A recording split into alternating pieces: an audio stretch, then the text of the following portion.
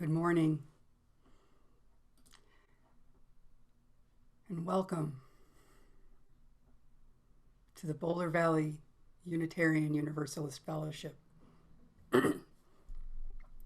I'm Lisa Moore, the intern minister here, and I'm joined today by Service Associate T.C. Christopher, Tad and Emily Coriath, and Javon Haskin providing music, and our tech ushers Mary Stackpole and Don Price, who help things run very smoothly. Our senior minister, Reverend Lydia Ferrante Roseberry, is on a well-deserved ministerial sabbatical through August 9th. And of course, the most important people to mention are all of you.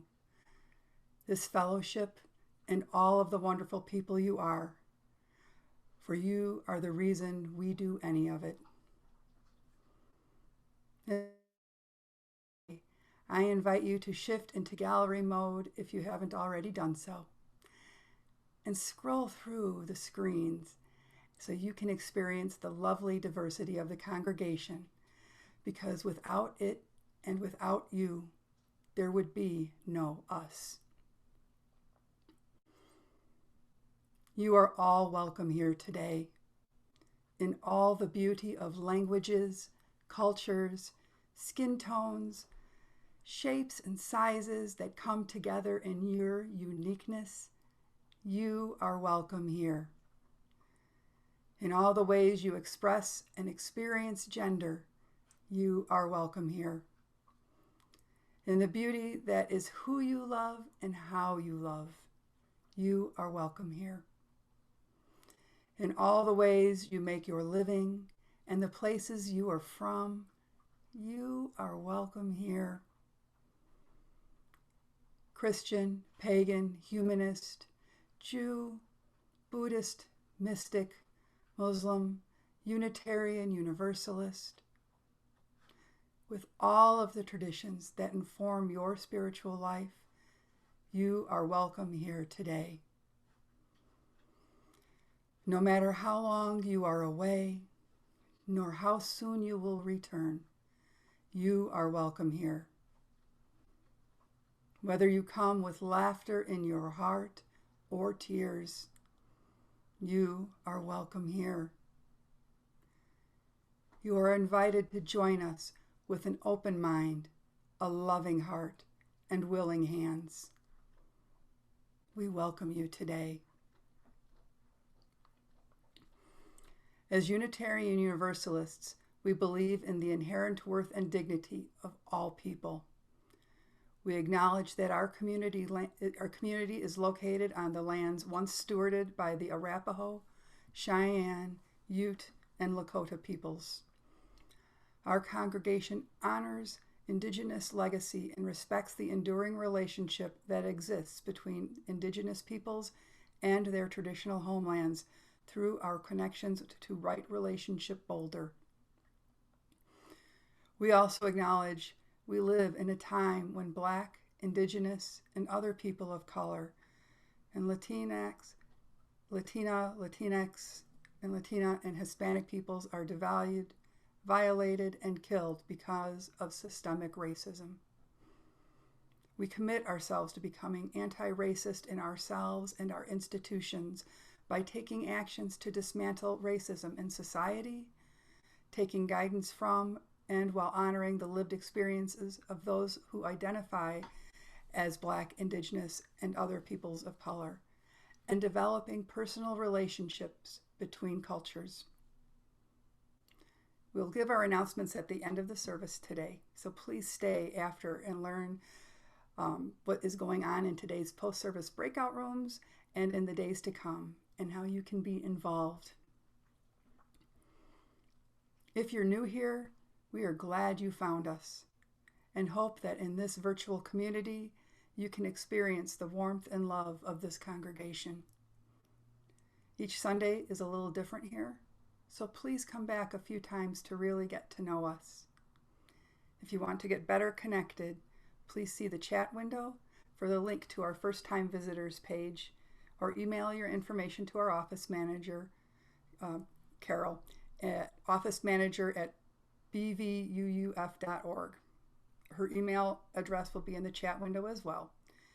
And please do check out the fellowship calendar and Connections Weekly for all the opportunities to stay connected.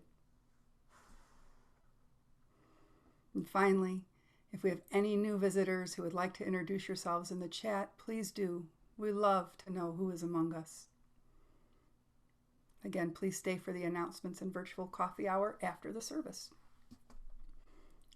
So if you do have a chalice at home, you can light it with me as I light our fellowship chalice.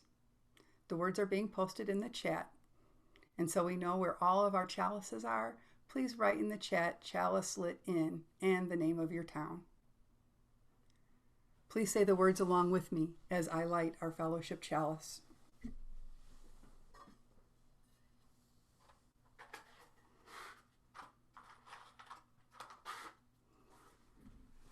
We light this chalice for the warmth of love, the light of truth, and the energy of action.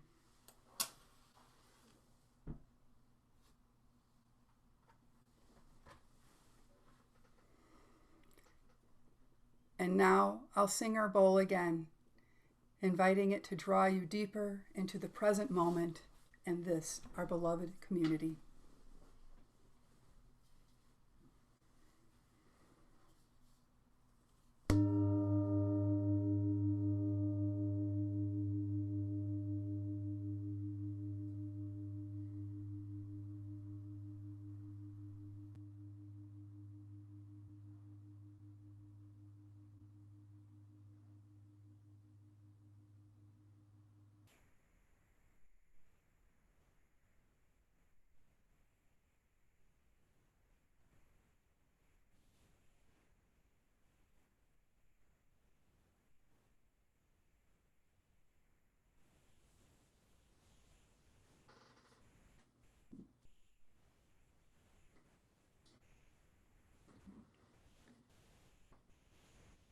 As we end the Soul Matters month of story, the music that Tad has selected today is from the early 1900s and hopefully reflects a bit of the diversity of the music that was being sung and played and listened to around the Greenwood area in Tulsa during the time of the Greenwood Race Massacre.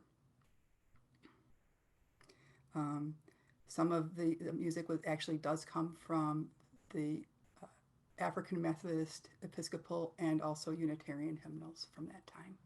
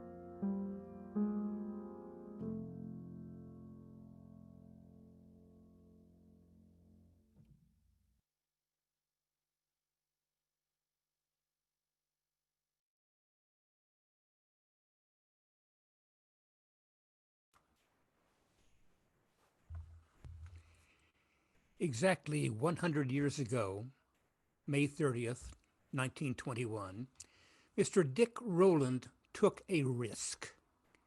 It was on the third floor of the Drexel Building in Tulsa, Oklahoma, the location of the nearest colored restroom to where Mr. Rowland, age 19, worked as a shoe shiner. He stepped onto an elevator being operated by Miss Sarah Page, age 17.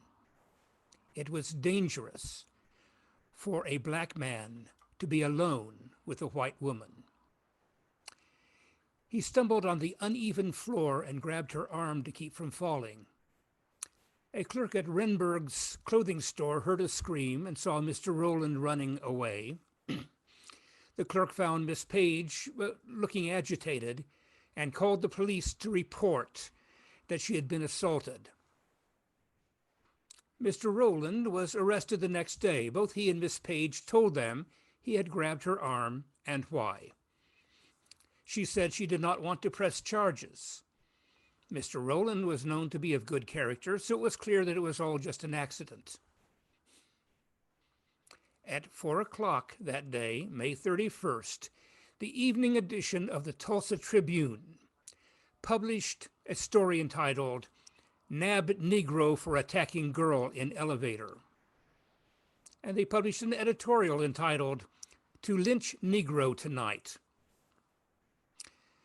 A crowd of white men gathered outside the courthouse where Mr. Rowland was being held, terrified, on the top floor.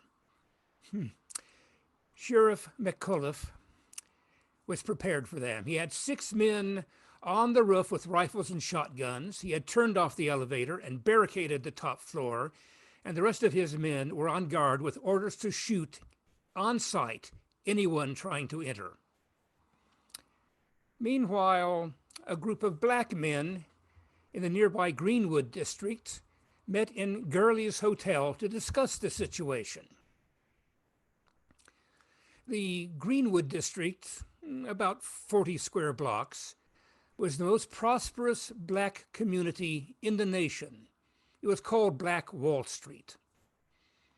It had 2 newspapers, 2 movie theaters, hotels, banks, nightclubs, grocers, all owned and financed by blacks. At the meeting at Gurley's, someone said that Sheriff McCullough had requested help to protect Mr. Rowland. About 75 men armed themselves and went down to the courthouse. Sheriff McCullough said he really hadn't called for them, he didn't need them, and that they should go home. As they were starting to leave, a shot was fired. Nobody knows by whom or why, and a gunfight broke out. Within seconds, 2 black men were dead, and 10 whites. Gunfire continued as the blacks retreated across the Frisco Railroad tracks to Greenwood. There was a standoff most of the night. About 5 a.m., the whites interpreted a train whistle as a signal to attack. Some of the Greenwood residents took up arms to defend their neighborhood. Many fled. Many were rounded up and put in detention centers. The police were present, deputizing whites. The attacking whites broke into shops and homes, looted, smashed valuables too bulky to carry, and set the buildings on fire. When the fire department tried to respond, the whites turned them away at gunpoint. During the morning, the police had half a dozen airplanes flying over Greenwood for reconnaissance and to defend against a, quote, Negro uprising. Neighborhood resident Mr. Buck Colbert Franklin reported that the whites in the airplanes were dropping flaming turpentine balls and shooting men in the street. He said he saw the buildings burning from the top down. The National Guard arrived around noon and ended the violence. By the end of the massacre, more than 35 square blocks had been leveled, with the loss of $35 million in 2020 money.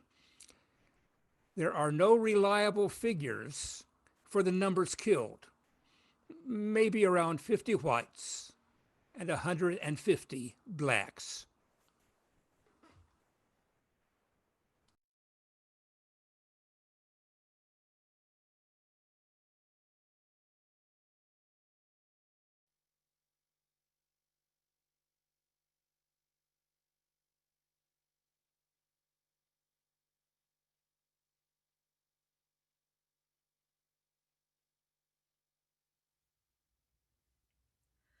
Abide with me, fast falls the eventide. The darkness deepens, still with me abide. When other helpers fail and comforts flee, help of the helpless, so abide with me. Swift to its close, ebbs out life's little day. Earth's joys grow dim, its glories pass away. Change and decay in all around I see. O thou who changes not, abide with me. I fear no foe, with thee at hand to bless.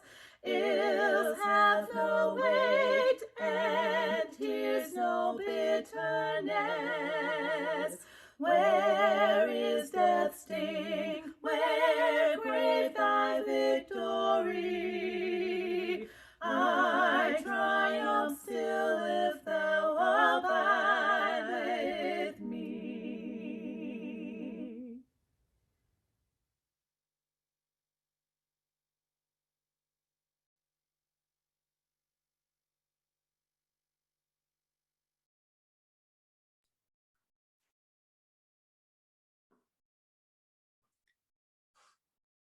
Thank you, TC, for the telling of this story. And what TC told is only a snippet of what really happened during the few days now recalled as the Tulsa Race Massacre. There is so much about the story that TC didn't have time to talk about or share, and even more that has been lost, because this story was suppressed for over 50 years.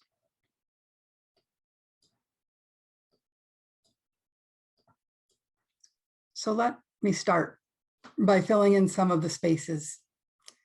Other stories connected to the Tulsa Race Massacre. They're part of this story, and they're stories unto themselves. In Greenwood, the Black veterans from World War I gathered their arms to protect Dick Rowland. But because the US Armed Forces at the time would not allow Blacks to carry weapons, many of these veterans had served instead in the French Foreign Legion, where they were allowed to carry firearms. The planes that were being flown were owned by white veterans from World War I. I know back then that it was common to be able to bring home things from,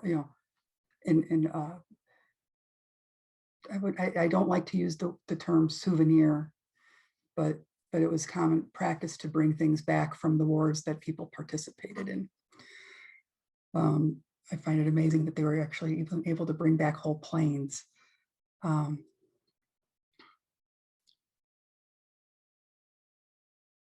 And also, one of the other things that was happening was, so we had this over 35 square blocks that were leveled. And the owners of these businesses filed insurance claims because when you have a business, you have insurance to cover for damages and loss. And none of these insurance claims were paid out. This is a common practice back then.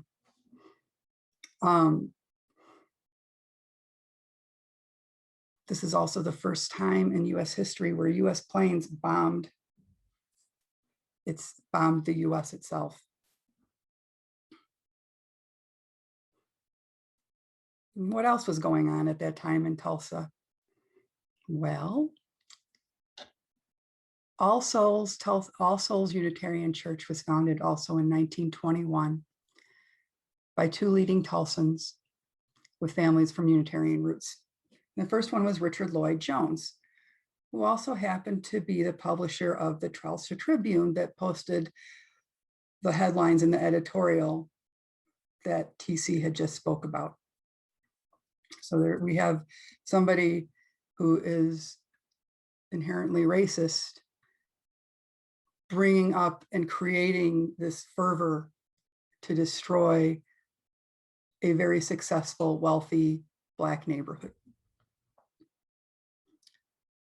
His father was Reverend Jenkins Lloyd Jones, who is well chronicled in Unitarian history.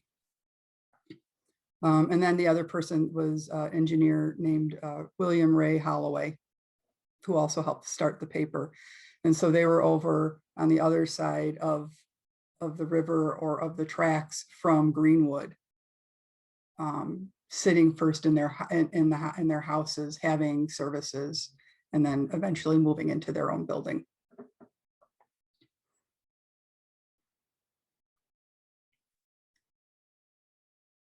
There is, after the massacre happened, from about 10,000 people that were left that had not fled or been killed, 6,000 Blacks were rounded up and sent to internment camps for about 3 weeks. And when they came back, there was no home left to go back to. There was no business left to go back to. There was nothing to go back to.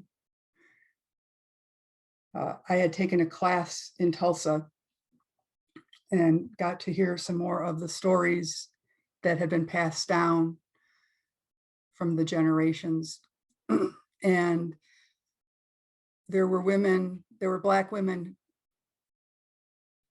saying that a few weeks later, they would see white women wearing the jewelry that they had that was theirs and had been taken from them during this massacre.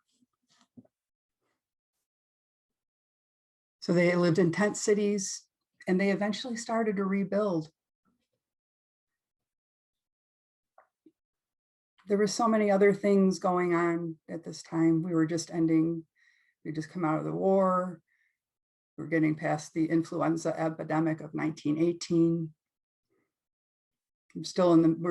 There was just in the United States itself was the beginning of the Great Migration that started in 1916, and the first wave, that was the first wave from 1916 to about 1930, which was the migration of formerly enslaved people leaving the South and going into other areas in hopes of finding better jobs and a better life.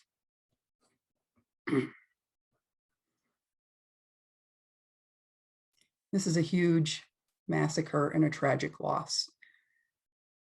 So then I started going and looking and seeing, well, what else was going on, and what was going on in Colorado or the Denver area. Finding information about the Sand Creek Massacre was relatively easy. But there was another race riot in Denver that occurred in 1880, so a little bit farther before then, in the Chinese neighborhood of town, which is currently kind of in the Lodo area, if any of you are familiar with that, where one man of Chinese descent was beaten dead and many dozens more were injured. The buildings and other property in that area were destroyed. And again, these people also had insurance claims that were filed and not ever paid out. So as I look at those incidents, I kept wondering, what was the truth that was missing? What history had not been told, had been erased or torn out? What else was spoken about or not hidden?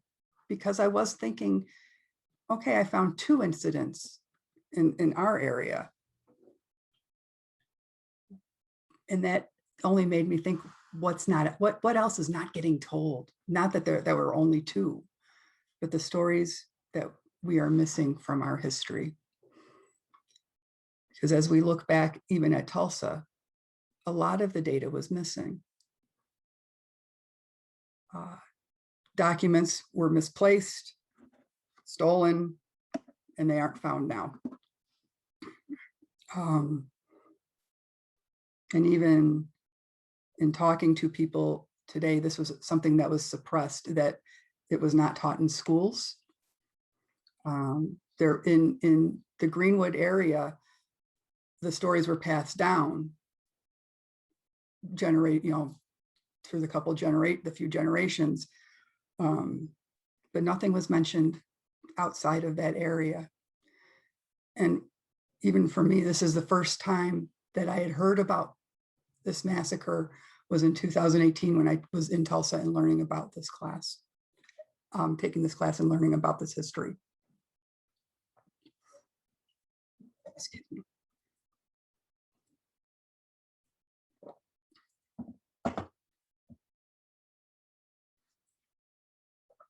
So that's the past. And what do we do with this past? And what has happened since? So in Tulsa, what is happening is that they are working to restore the history. Tulsa Public Schools has a curriculum that you can find on YouTube. I believe it is 7 or 8 small stories that they are posting that one can read or listen to. TC had said about 150 Blacks were killed, and they are finding out that that number is far greater, at least probably 300. Through the storytellings, they have located 3 potential sites for mass graves, and they are starting to exhume them to get more information, hopefully by maybe DNA searches and stuff that they can find. Find more information and get more stories. The Tulsa, All Souls Tulsa itself is currently working on building a new building that has been donated, closer to Greenwood, to continue doing some of the social justice work that is important. And it's not easy work. Tulsa is highly segregated. And yet there is still places where they see multicultural inclusion, and it is All Souls Tulsa does work to foster that. And yet they still have the generational trauma from Jones and the paper and the families that represent that, and some of the things that they are dealing with and also trying to deny. So there's this both and balance. It is hard work. I find it hard sometimes for myself to look at my past or the past from my generational history and atone for that.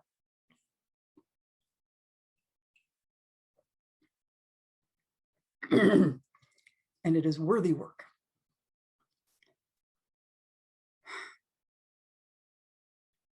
So that's what's going on in Tulsa. There's also the Church of the Restoration, which is actually located in Greenwood and is a multi-faith location and space that has a Unitarian Universalist congregation, a Muslim congregation, I think a Baptist congregation. And they meet together and create radical hospitality. It's located in a building that was at one point housed a health clinic that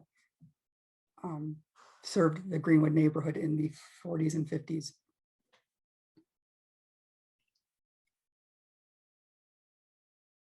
And there's always more work to do. In Colorado and in this area, we have relationships that we mentioned in the beginning of the service with Right Relationship Boulder to discuss and help make and create a space and come to terms with the trauma that white supremacy culture has inflicted. And I'll note when I say the term white supremacy culture that it's not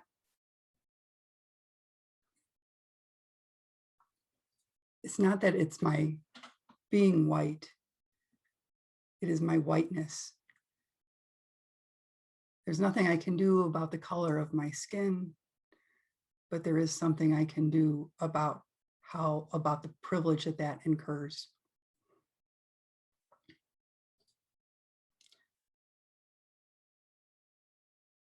So in Colorado, and specifically here, what do we do? Again, we have Right Relations Boulder. Our church, along with several other of the churches in the Metro Denver area, have partnered to help create and support, and definitely support, the Mountaintop, which is a Black, Indigenous, and people of color space, not only for this area, but there are people coming from all over the US to participate there and share in hospitality.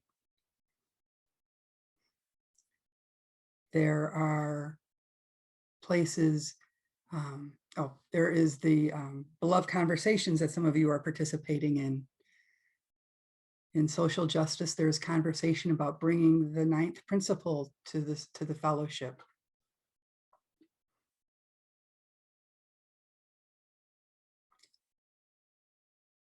And so these are things that are happening in the present, and we're having these conversations and we're doing this work. And again, as I said, there is more to do. There's always more to do, because we want to be radically inclusive. Doesn't mean that we definitely don't forget the stories of others. And as a white person, it's my duty to call out these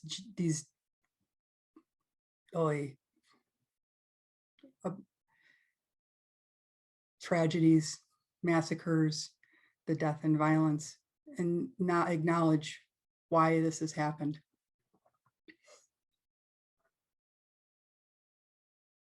And this is where we also go into a story for our future. What do we do? What do we speak? And who do we say it to? Insurance companies didn't pay out the claims placed in Tulsa or the one in Denver or many of the other places. I imagine they probably didn't pay out in most of these events. So what does reparations look like? How do you repair a lineage that has been stopped because of systemic violence and racism?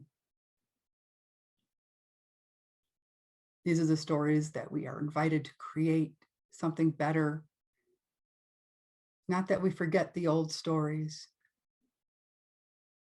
but that we use them as a place to learn and grow and create a beloved community.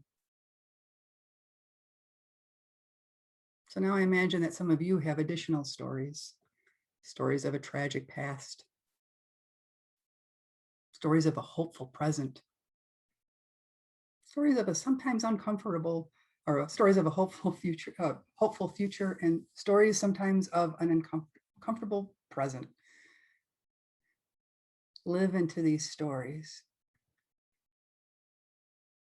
Live into the things that we can become better together.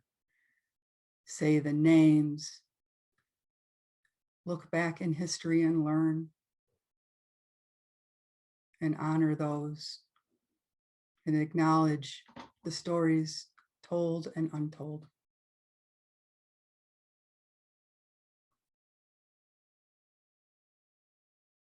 And with this, we will hopefully bring together a better and more promising future. Amen, and blessed be.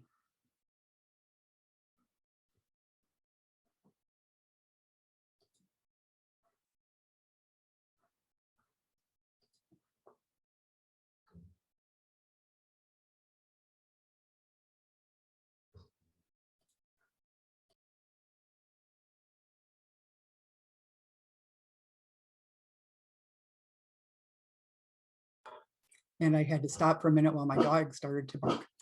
So one of the other stories is that Count Basie was introduced to the big band jazz sound in Greenwood. And so we have a slight interlude before our offering to listen to some of that music.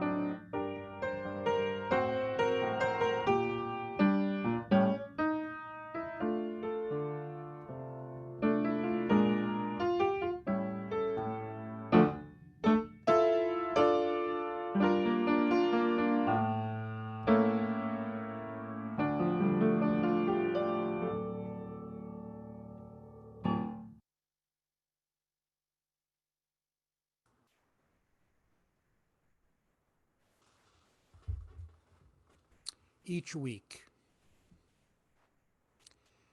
we remind ourselves of the abundance of our lives in this community by giving one half of our plate to those organizations that share our values. Today, half the plate benefits Reading to End Racism, a program of the YWCA nominated by Diane Ladd. Reading to End Racism is designed to engage students through interactive presentations by trained volunteer readers. Students have an opportunity to listen to literature, personal stories, and insights regarding racism, participate in discussions about racism, and gain reinforcement about the power of literature.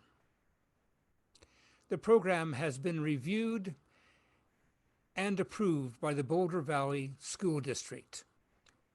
98% of students reported that because of the lessons they learned in RER, they will be respectful of all people. Today we remember the names and events that the culture of white supremacy extinguished. After you have made your donation, please type in the chat some of those names and, if the names have been lost to us, the events that happened.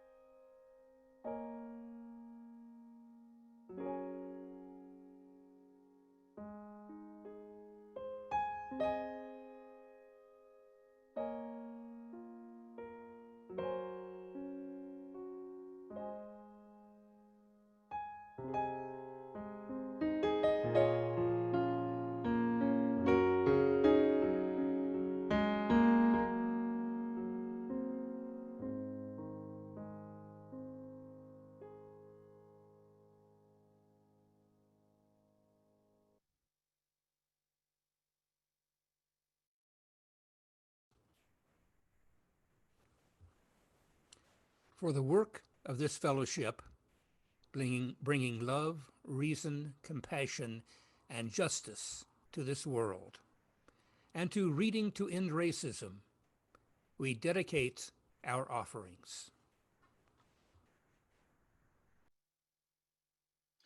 And now we sing. From you I receive, to you I give. Together we share, and from this we live.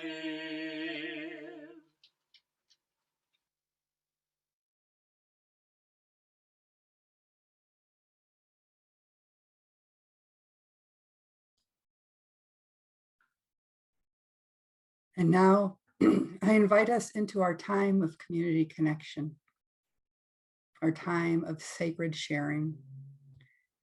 If you'd like to share a joy or concern, please type it in the chat window, sending it to everyone, and let us know briefly what is in your heart today. I will read aloud what you share, and if you would like us to be able to follow up with you, please include your full name and where you live in the chat window.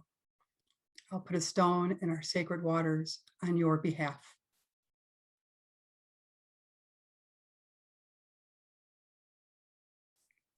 Beloveds, there are so many stories, and there are more coming as we begin a time where we can start gathering together soon in joy and love and companionship with one another.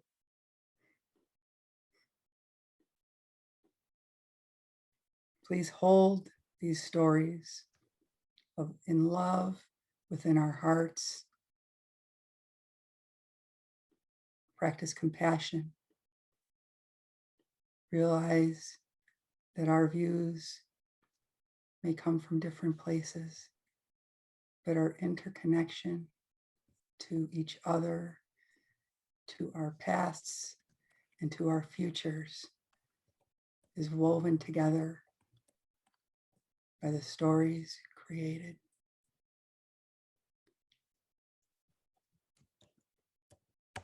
Amen and blessed be.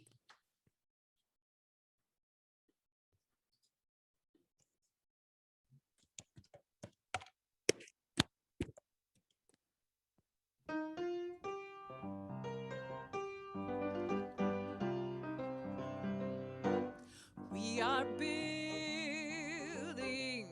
a new way. We are building a new way. We are building a new way, feeling stronger every day. We are building a new way. We are working to be free. We are working to be free.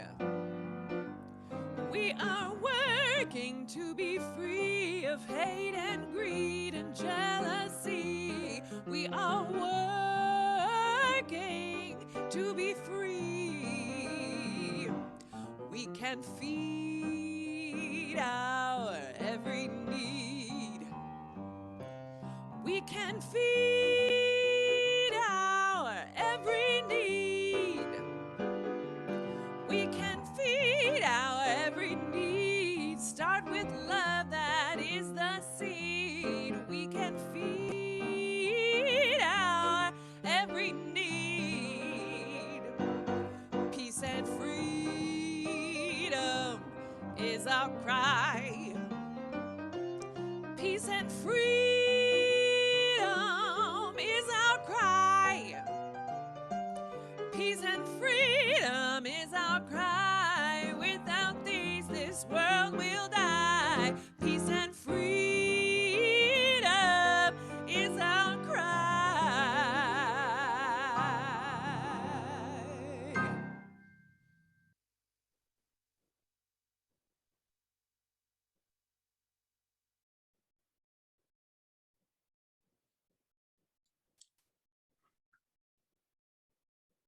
We extinguish this chalice, but not the warmth of love, the light of truth, nor the energy of action.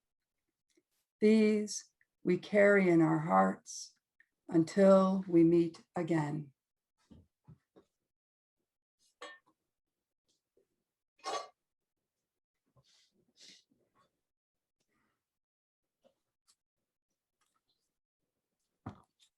For our benediction today, I'm using some words, I'm adapting some words from Thomas King from his book, The Truth About Stories. In this book, Thomas King writes, and talks about a lot of different things. And at the end of each one, he changes some of the words. And actually at the beginning and end of each chapter, he tells a story, and it's always just a little bit different, but pretty much the same. So I'm going to paraphrase some of the words related to the story that we shared today.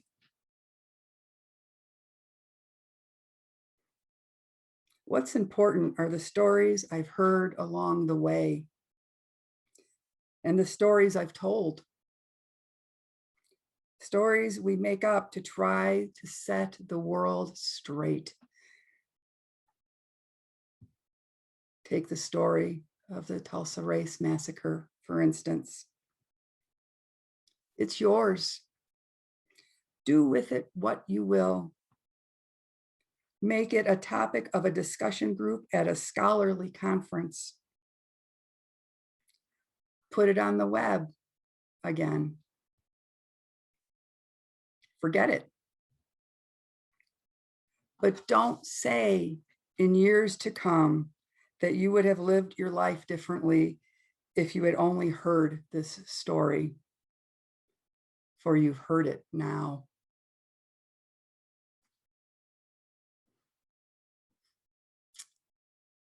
And as promised, we now have announcements.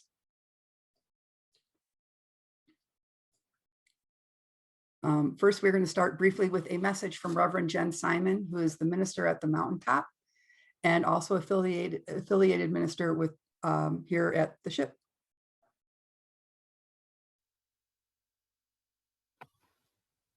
Hey y'all, Jen Simon here. I'm the minister to the Mountaintop BIPOC community and the coordinator for Colorado UUs for Racial Justice. These are both ministries that your congregation is helping to support, and I wanted to invite you, more than that, to urge you to take part in the UUs for Racial Justice Summer Series, Reaching Deeper, Building Relationships at the Speed of Trust. Now, if I've been in your pulpit in the last few months, you've heard me talk about the UURJ Summer Series as part of the work we're doing to live more fully into our UU values of collective liberation and spiritual wholeness. The purpose of this series is to continue the work of building a robust intercongregational coalition to explore what non-hierarchical and accountable anti-racism and anti-oppression work might practically look like as we UUs do the work of dismantling white supremacy in our congregations. So we want everybody to sign up. We need as many of you, everybody, to take part in this series this summer as possible, because the more of your voices we hear, the more relationships we can build, and the stronger, more effective, and more relevant this work will be to our congregations going into the next church year. So now's your chance to sign up. Our kickoff event is the weekend of June 4th through 6th, and we'll have events Friday night through Sunday, including an intercongregational joint Sunday worship service. After that, there will be meetings for various smaller cohorts over the course of the summer. So check your newsletter for our sign-up flyer, or navigate now to the registration page on your screen. Registration will be open until May 23rd, and I hope to see you all there. Thank you. So I think Don is posting the link in the chat to register, so you can click on that and then just come right back and finish the announcements or go to breakout rooms. Again, the registration officially closed, but it is still open. So please sign up, and it is open to anybody middle school age and above. So middle schoolers, high schoolers, and all of you, and those of us all still learning, please join us. And if you can't make all of it, you are still invited to attend the joint worship service on Sunday at 10 a.m. Our annual congregational meeting will be held on Saturday, June 12th from 10 a.m. to noon on the same link we use for the Sunday services. And all members present will need to be able to use the raise hand feature in Zoom and others that we use during Sunday services. So if you could use a refresher of these Zoom skills, please see the chat window for links to new tech video. The video is in English with English or Spanish subtitles. Please watch your email and newsletter for details on information sessions before services next Sunday, June 6th. These will cover the budget and our online election software. And also, it's the same kind that we used last year. Please take time to get familiar with the budget when it's published. Just like last year, the time for questions is before the annual meeting, at which there will be an up or down vote on the budget. We are looking for service associates for the upcoming church year. Our Sunday services are a collaboration between the minister and congregants. So if you like to delve into a topic and cultivate gems, or do you enjoy speaking before people? If so, we'd love to have you apply by filling out the application, which is also now being posted in the chat.